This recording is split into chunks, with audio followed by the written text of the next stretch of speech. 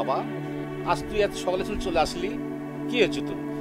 না বাবা, শরীরটা খুবই খারাপ, যার কারণে সকালেই চলে আসলাম। ভালো লাগতেছে না।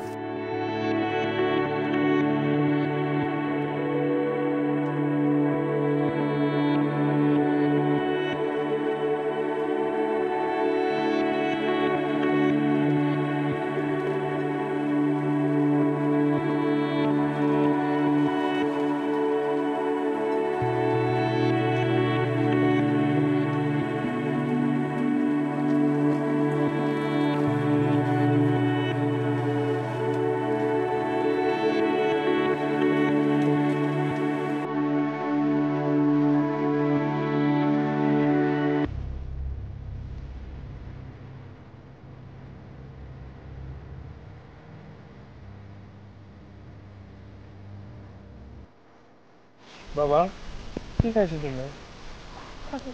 ভাত খাইছো? তুমি যে সবাইটা আনতে বলছিলে না, তোমাকে আমি এনে দিব নি বাবা। এর থেকে ভালো জিনিস তো আমি এসে দেবো বাবা। বাহ, বাবা, কি হয়েছে তোর? চুপচাপ পেটে বসে আছিস, আমাকে খুলে বল না।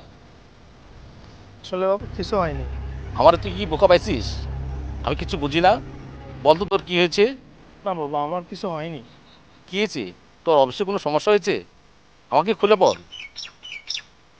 বাবা, আমার চাকরিটা চলে গেছে। এখন কি করব বুঝতে পারছি না। কোম্পানির অনেক বড় প্রজেক্ট লস হয়েছে তো, যার কারণে চাকরিটা অনেক জনেরই চলে গেছে, তার সাথে আমারও চাকরি চলে গেছে। কি বলিস বাবা? তাহলে আমাদের সংসার চলবে কিভাবে? হ্যাঁ বাবা, আমি তো সেই টেনশনে করতেছি। এই মা আমারও সন্তান এবং আমার হচ্ছে ছোট ভাই, কি করবো এদেরকে নিয়ে? সংসারটা কিভাবে চলবে? বাবা, আমার চাকরিটা চলে গেছে, তাতে আমার কোনো দুঃখ নাই। আমার দুঃখ বাবা একটাই, আমার এই মামরা সন্তানটাকে আর আমার ছোট ভাইটার স্বপ্নটা আমি কিভাবে পূরণ করব, সেটা আমি ভাবতেছি। আমার ছোট ভাইটার স্বপ্ন, সে ইঞ্জিনিয়ার হবে, তার খরচটা আমার দিতে হবে। আমার এই মামরা ছেলেটাকে স্কুলে ভর্তি করে দিতে হবে। এগুলো আমি কিভাবে করব? আচ্ছা বাবা, তুই কোনো টেনশন করিস না, যা হবার তা হবে। তুই হাত মুখ দিয়ে খাবার খেয়ে নে, আমি আসছি।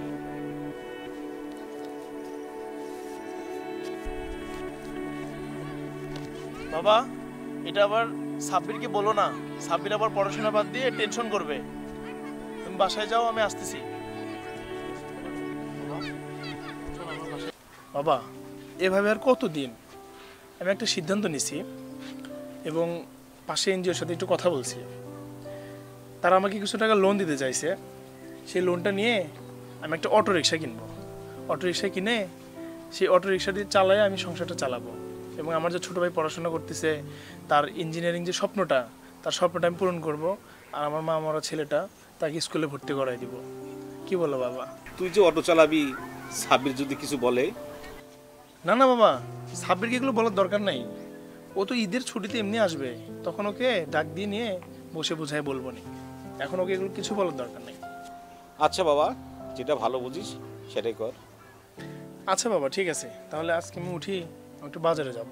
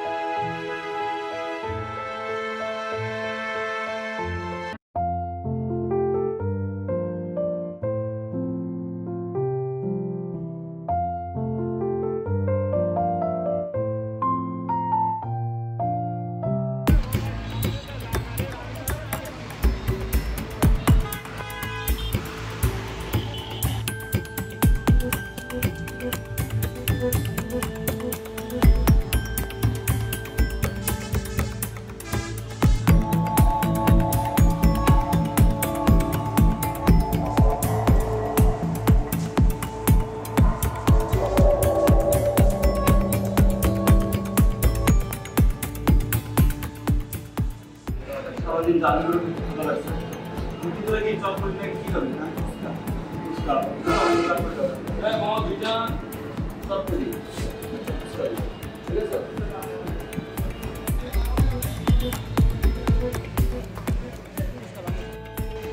দোস্ত শোন যেটাই করিস এমন কিছু করা যাবে না যাতে পরে আবার এইটা নিয়ে ঝামেলা হয়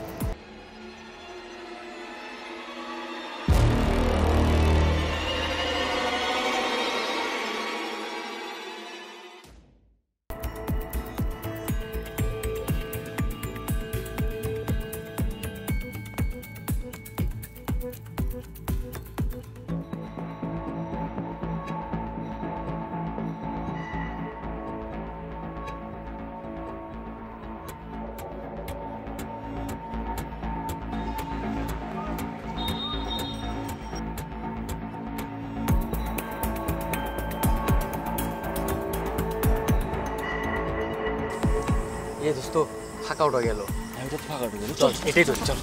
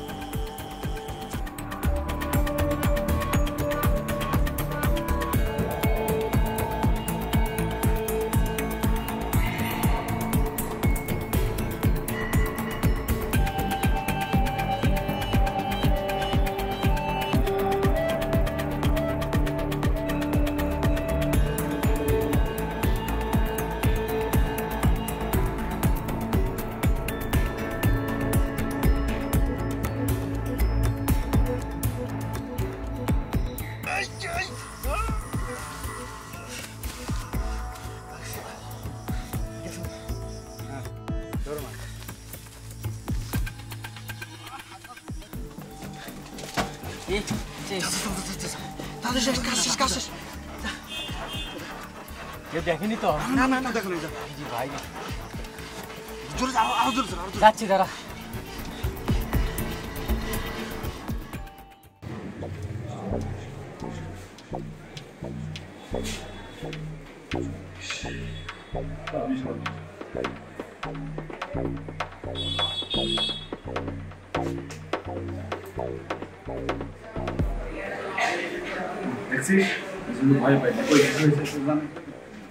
আরে তুই এমনি কার হবে করে অটোটা বিক্রি করে এর মধ্যে বিক্রি করে 1 লাখ টাকা বিক্রি করে আরে এটা পাগল হইছে যাও হইছে এটা ভালো হইছে না ধরে তোর ভালো একটা হোটেলে যাই আমি সকালে ঘুরতে বের ঠিক আছে ছাত্র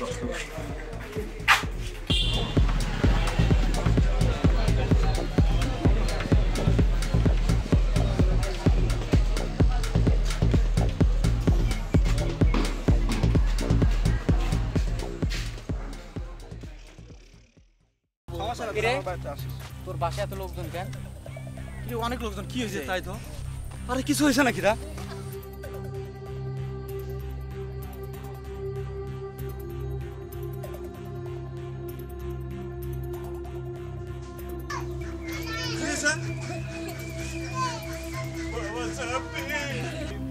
একে মেরে এর অটো কেড়ে নিয়েছে বাবা সাব্বির ভাই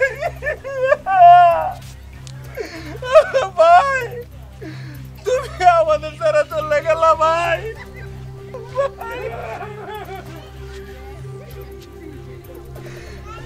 বাবা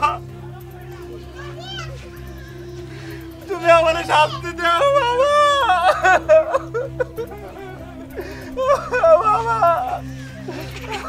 আমার ভাই বলে আমার জন্য মারা গেছে বাবা বাবা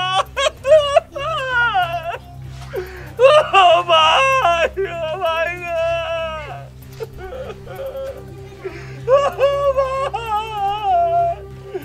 আমি তোমার আমি চিনি নাই ভাই রাতের অন্ধকার আমি তোমার চিনি নাই ভাই আমি তোমার মেরে ফেলছি ভাই বাবা তুমি আমার পুলিশ ডাকো বাবা তুমি পুলিশ ডাকো বাবা আমি পাই না আমি মেরে ফেলছি বাবা আমি মেরে ফেলছি বাবা আমি মেরে ফেলছি বাবা আমার ভাই না বাবা তুমি পুলিশ ডাকো বাবা আমার ধরে দাও বাবা